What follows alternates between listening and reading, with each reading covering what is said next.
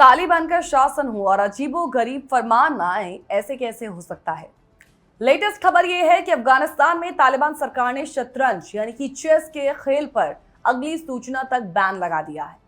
अब तालिबान को डर है कि यह खेल जुए खेलने का जरिया बन गया है।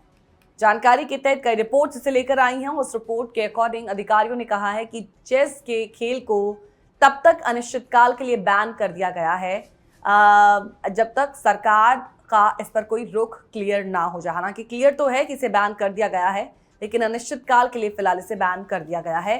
पहले इस बात की जांच की जाएगी कि इस्लामी कानून के साथ इसे खेलना सही है या नहीं, तो उसी के बेसिस पर इसे हमेशा के लिए बैन लगाया जाएगा या फिर बैन जो है वो हटा लिया जाएगा।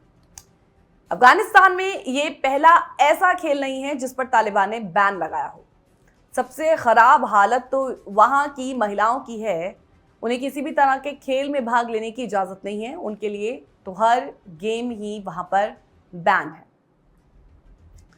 तो चलिए आपको बताते हैं कि तालिबान द्वारा शतरंज पर प्रतिबंध लगाने के कारण क्या है। आप भी कारण को समझिए। सबसे पहला है धार्मिक कर्तव्यों से ध्यान भटकाना। तालिबान का मानना है कि शतरंज जो है वो लोगों को नमाज और अन्य धार्मिक कार्यों से दूर करता है। वो इसे समय की बर्बादी मानते हैं जो इबादत में लगना चाहिए। फिर तालिबान के अनुसार शतरंज जुए से जुड़ा हो सकता है या उसकी प्रवृत्ति को बढ़ावा देता है। भले ही पैसे का लेन देन ना हो, इस्लाम में जुआ सख्त रूप से हराम है, निषिद्ध है। और इसके साथ शतरंज को एक ऐसा खेल माना जाता है जो व्यक्ति को निष्क्रिय बना देता है, यूजलेस बना देता है। तालिबान ऐसी गतिविधियों के खिलाफ है जो उन्हें बेकार लगती है। कुछ कट्टरपंथी इस्लामी विद्वानों के अनुसार शतरंज को हदीसों में मना किया गया है। तालिबान इन व्याख्याओं का पालन करता है। हालांकि कई मुस्लिम विद्वान शतरंज को जायज भी मानते हैं। तालिबान शतरंज को कभी कभी पश्चिमी या गैर इस्लामी संस्कृति से जोड़ता है और इसलिए उसे अस्वीकार करता है, जबकि ऐतिहासिक रूप से शतरंज इस्लामी सभ्यता का हिस्सा रहा है। और तालिबान का मानना है कि शतरंज जैसे खेल अहंकार, प्रतिस्पर्धाओं यानी कि कॉम्पिटिशंस और आपसी टकराव को बढ़ावा देते हैं जो इस्लामी नैतिकता के खिलाफ है। और सबसे अहम कारण, कुछ धार्मिक मान्यताओं के अनुसार शतरंज की गोटियां अगर इंसानों या जानवरों की आकृतियों में हो तो ये मूर्ति पूजा जैसी मानी जाती हैं, जो कि इस्लाम में निषिद्ध है यानी कि हराम है। तो ये हैं तालिबान द्वारा शतरंज को बैन किए जाने के पीछे के कारण। यानी कि अब किसी ने अफगानिस्तान में शतरंज खेला तो उस पर कानूनी कार्रवाई तो तय है, जिसमें जुर्माना भी है और जेल भी है। दोनों तरह की सजाएं शामिल हो सकती हैं। अगर हम देखें तो हाल ही के सालों में अफगान अधिकारियों ने अन्य खेलों पर भी प्रतिबंध लगा दिया है। महिलाओं को देश के अंदर किसी भी खेल में भाग लेने से पूरी तरह से रोका गया है।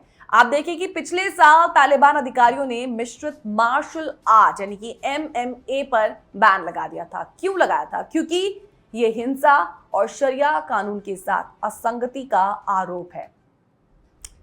अब यहाँ पर कुछ विद्वानों का ये मानना है कि जब तक धार्मिक चिंताओं का समाधान नहीं हो जाता है तब तक अफगानिस्तान में शतरंज और दूसरे ऐसे खेलों पर प्रतिबंध जो है वो जारी रहेगा।